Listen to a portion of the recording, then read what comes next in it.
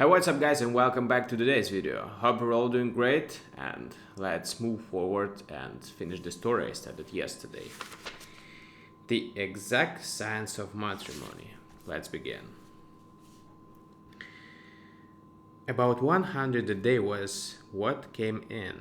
I never knew there was so many large-hearted but indigent men in the country who were willing to acquire a charming widow and assume the burden of investing her money.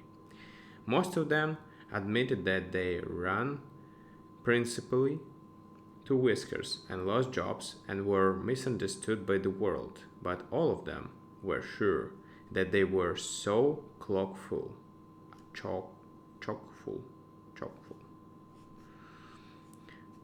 of affection and manly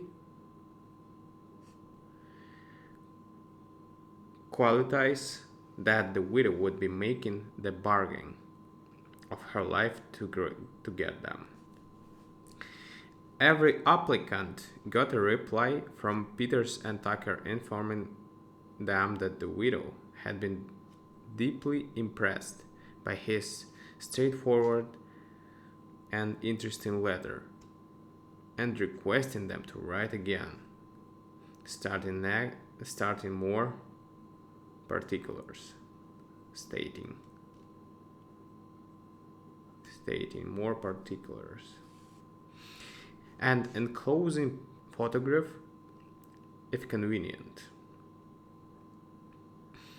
Peters and Tucker also informed the applicant that their fee for handing over the second letter to their fair client would be $2, and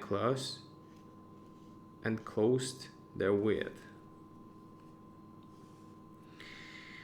There you see the simple beauty of this scheme. About 90% of them, domestic foreign noblemen, raised the price somehow and sent it in. That was all there was to it, except that me and Andy complained an amount about being put to the trouble of slicing open the envelopes and taking the money out. Some few clients called in person. We sent them to Mrs. Trotter, and she did the rest. Except for 3 or 4 who came back to strike us for car fire. After the letters began to get informed the RFD districts, Andy and me were taking in about 200 a day. One afternoon, when we were busiest, and I was stuffing that 2 and 1s into cigar box, and Andy was whistling No Wedding Bells for her.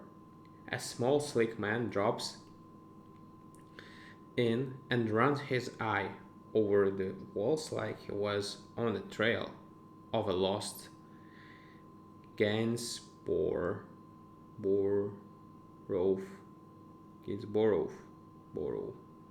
painting or two. As soon as I saw him, I felt a glow of pride. Because we were running our business on the level. I see you have quite a large mail today, says the man. I reached and got my hat. Come on, says I, we've been expecting you. I'll show you the goods. How was Teddy when you left Washington? I took him down to the Riverview Hotel and had him shake hands with Mrs. Trotter. Then I showed him her bank book with the $2,000 to her credit. It seems to be all right, said the Secret Service. It is, said I, And if you are not a married man, I'll leave you to talk a while with the lady. We won't mention the $2. Thanks, says he. If I wasn't, I might. Good day, Mrs. Peters. Towards the end of the 3 months, we had taken in something over 5,000, and we saw it was time to quit. We had a good ma- we had a good many complaints made to us, and Mrs. Trotter seems to be tired of the job. A good many suitors had been calling to see her, and she didn't seem to like that. So we decided to pull out and goes down to Mrs. Trotter's hotel and pay her last week's salary and say farewell and get her check for 2,000. When I got there, I found her crying like a kid that don't want to go to school. Now, says I. What's it all about? Somebody says you or getting you homesick? No, Mr. Peters, says she. I'll tell you. You was always a friend of Zake's, and I don't mind, Mr. Peters. I'm not. I'm in love. I just love a man so hard I can't bear not to get him. I can't bear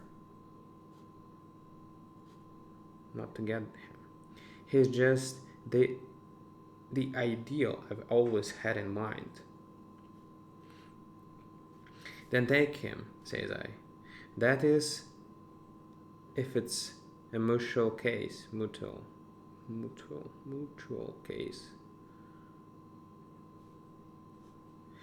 Thus he returned the sentiment according the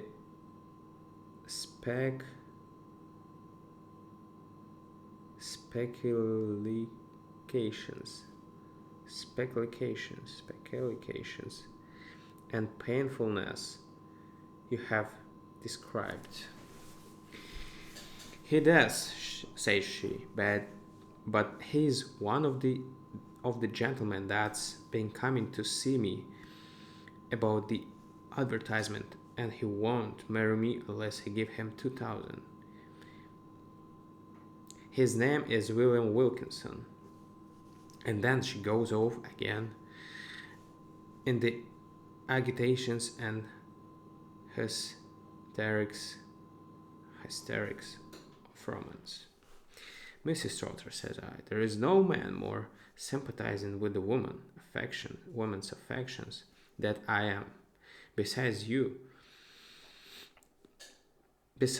was once the life partner of one of my best friend. If it was left me, I would say, take these 2,000 and the man of your choice and be happy. We could afford to do that because we have cleaned up over 5,000 from these suckers that wanted to marry you.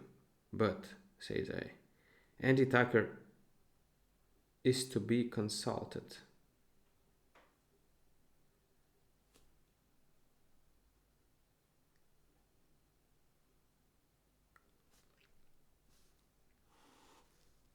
He's a good man, but keen in business.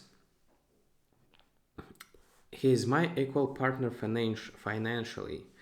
I will talk to Andy, says I, and see what can be done. I goes back to our hotel.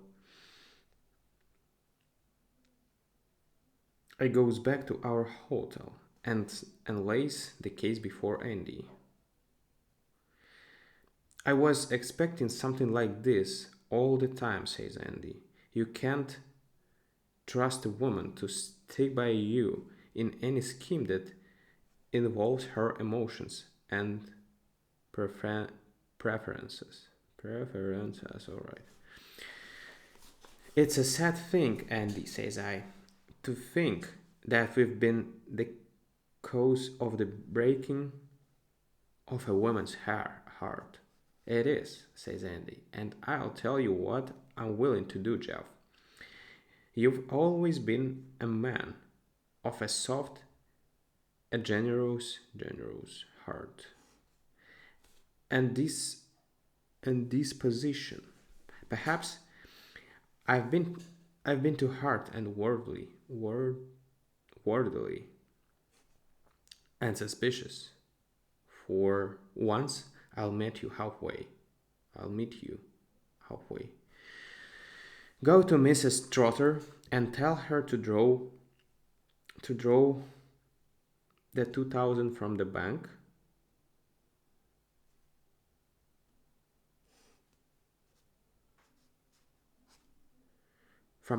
and give it to this man. She's infatuated with and be happy. I jumps up and shakes Andy's hand for 5 minutes, and then I goes back to Mrs. Trousers to Mrs. Trotter and tells her, and she cries as hard for joy as she did so sorrow for sorrow.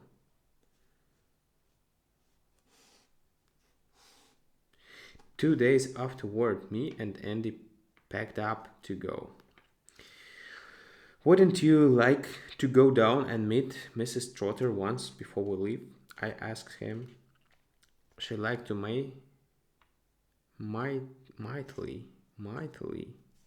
She'd like mightily to know you and express her economies,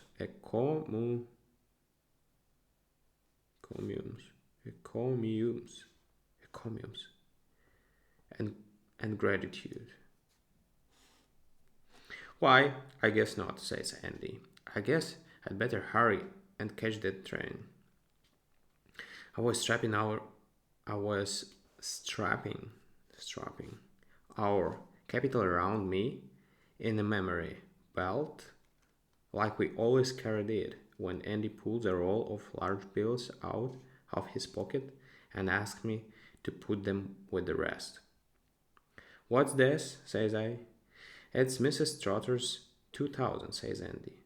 How do you come to have it? I asked. She gave it to me, says Andy. I've been calling on her 3 evenings a week for more than a month.